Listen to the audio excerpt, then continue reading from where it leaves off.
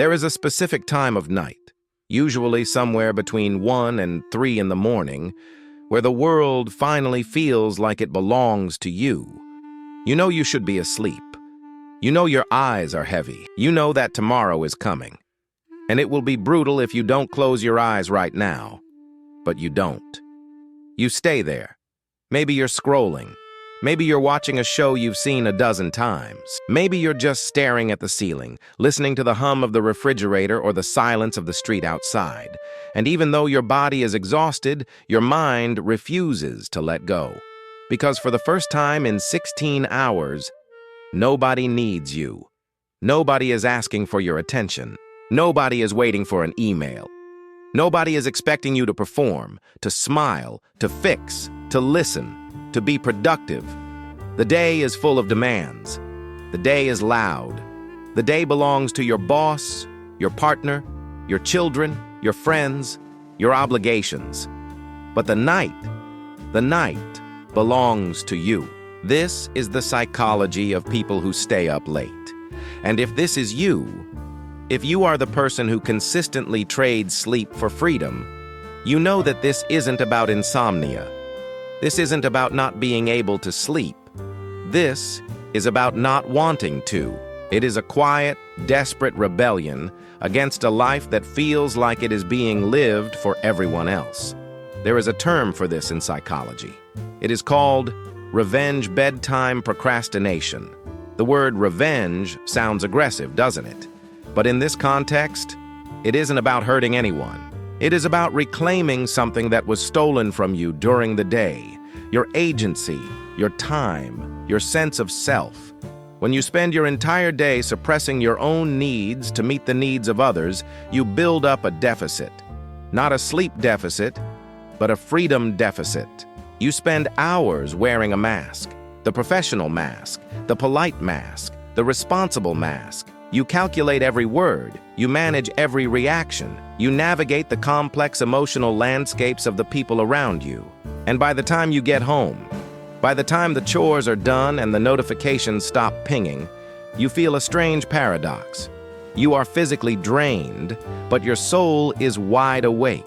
Your body is begging for rest, but your spirit is begging for life. And because you only have a few hours before the cycle starts all over again, you make a choice that defies logic, but makes perfect emotional sense. You steal time from tomorrow to pay for the sanity of today. This behavior is common among people who score high in traits like agreeableness and high in empathy.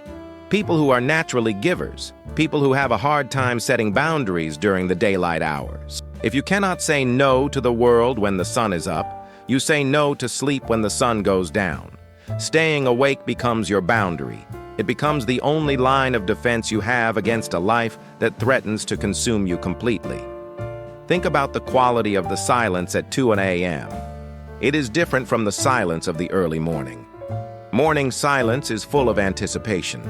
It is the silence of a held breath before the race begins. It carries the weight of the to-do list. But late night silence, that is the silence of the aftermath.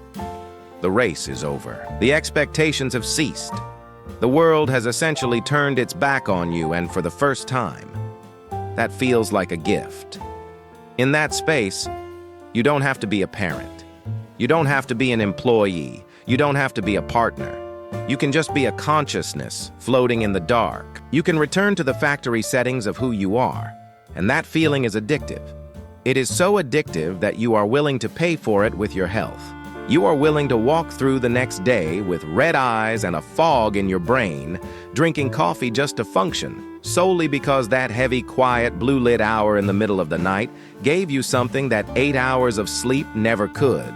It gave you back to yourself. But there is deeper psychology at play here than just the need for alone time. For many night owls, the night represents a return to a primal state of safety. If you grew up in a chaotic household or a home where emotions were volatile, you might have learned early on that the day was dangerous. The day was when the fighting happened. The day was when the criticism came. The day was when you were watched, judged, and managed. But the night? When the parents were asleep, when the house finally settled, that was when you were safe. That was when you could read under the covers. That was when you could play your video games or draw or just think your own thoughts without fear of interruption or correction. Your nervous system learned a powerful lesson that it hasn't forgotten. Invisibility equals safety, and you are most invisible when everyone else is unconscious. So, as an adult, even if you are living in a safe home, even if you are independent, your body remembers. It waits for the sun to go down to fully exhale. You might notice that your anxiety spikes during the afternoon, gets worse in the evening, but then, right around the time you should be brushing your teeth, a calm washes over you, a second wind.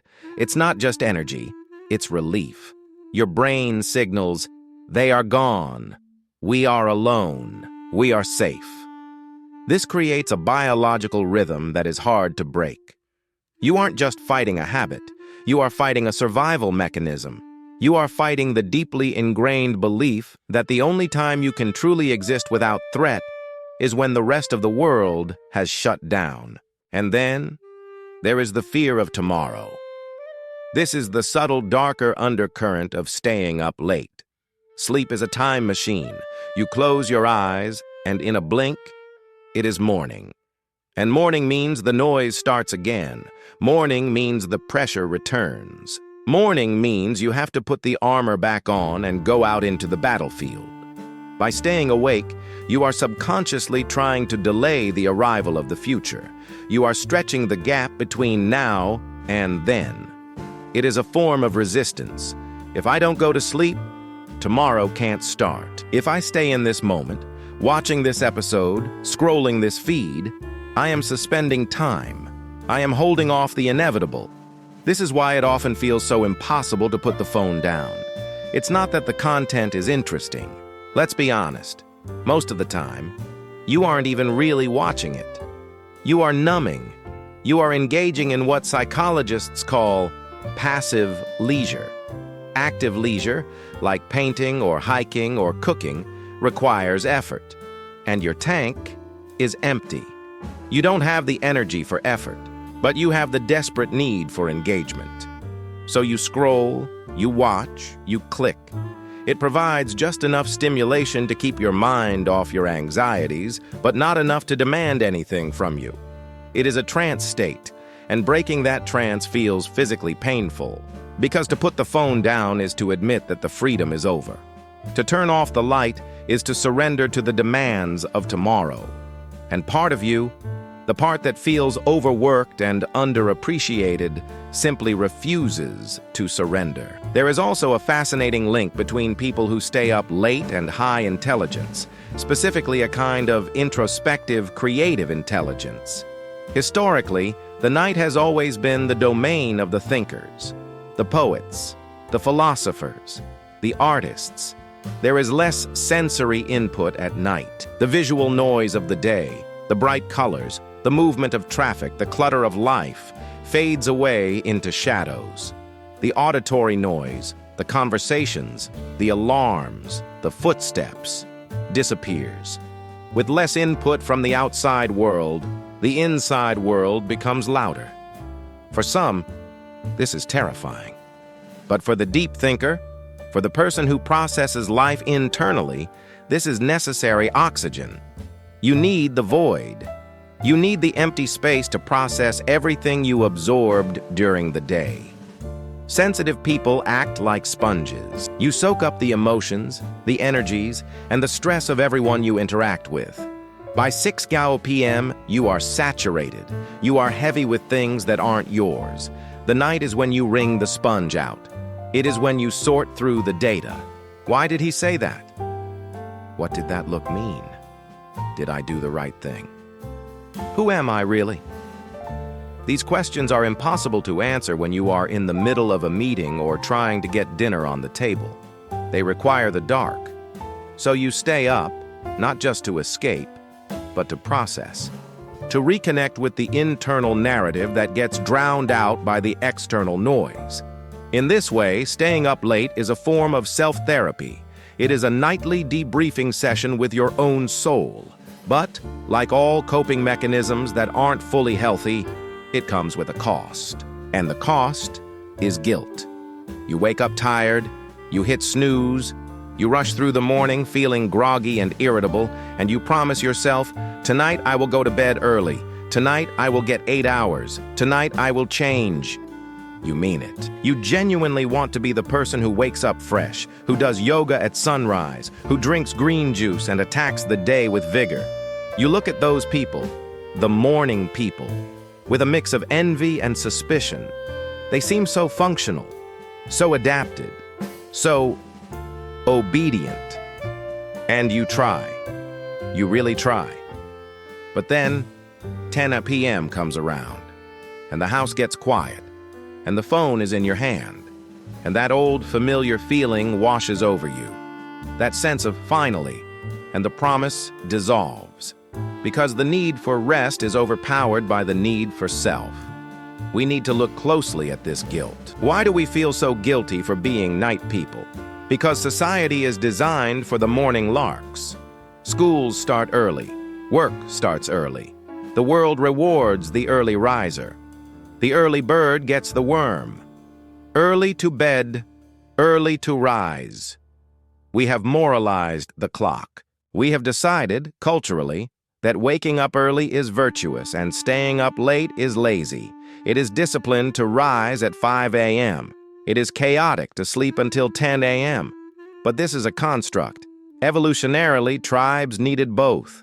They needed the early risers to hunt and gather when the light broke. But they also needed the night watchmen. They needed the people who were alert when the predators came out. They needed the guardians of the fire. If everyone slept at the same time, the tribe was vulnerable.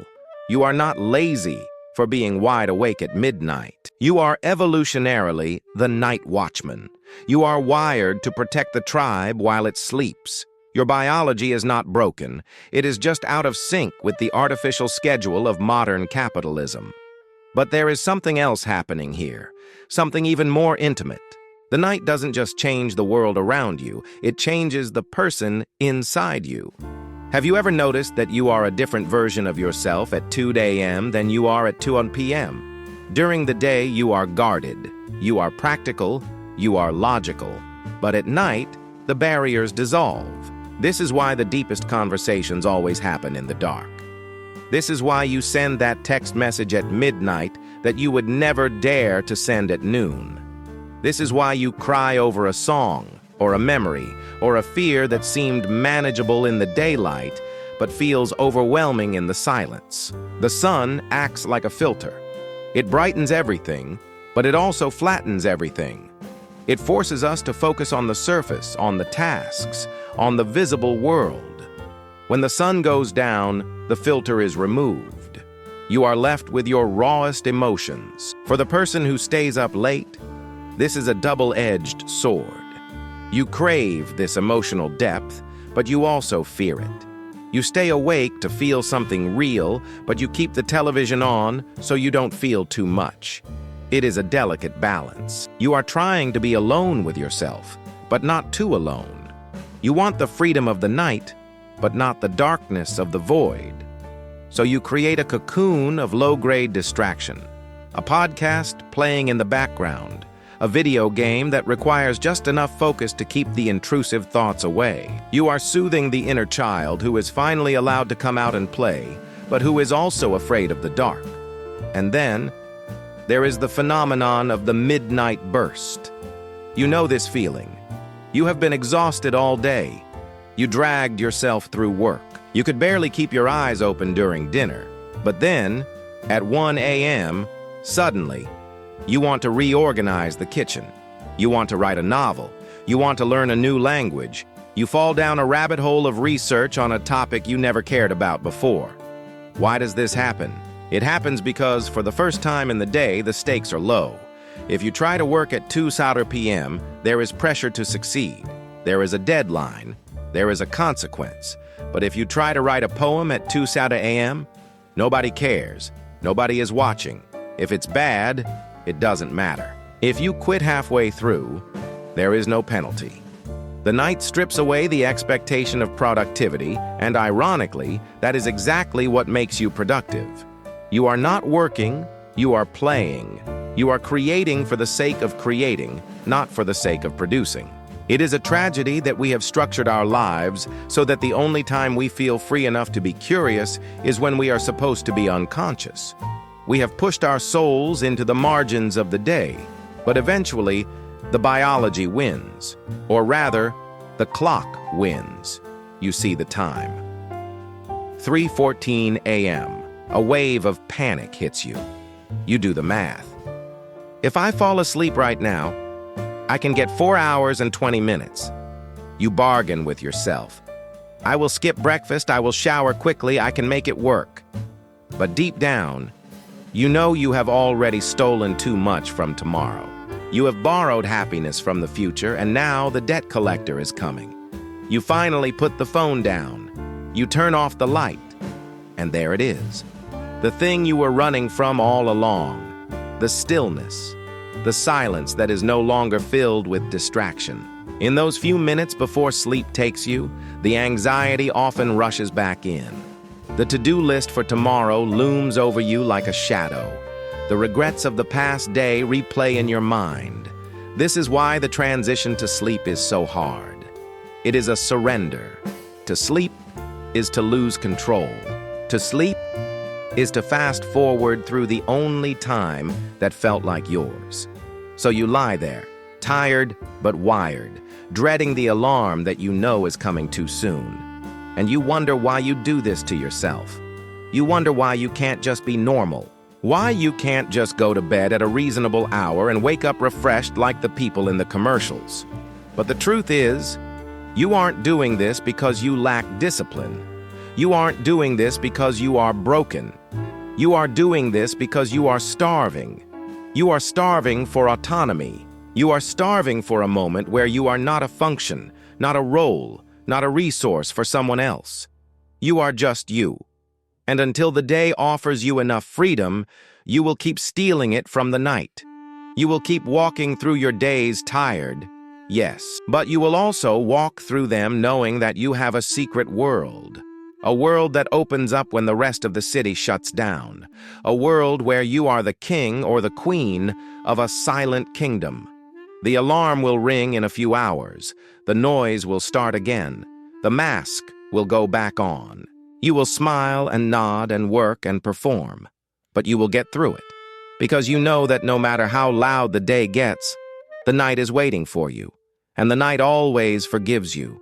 The night always takes you back.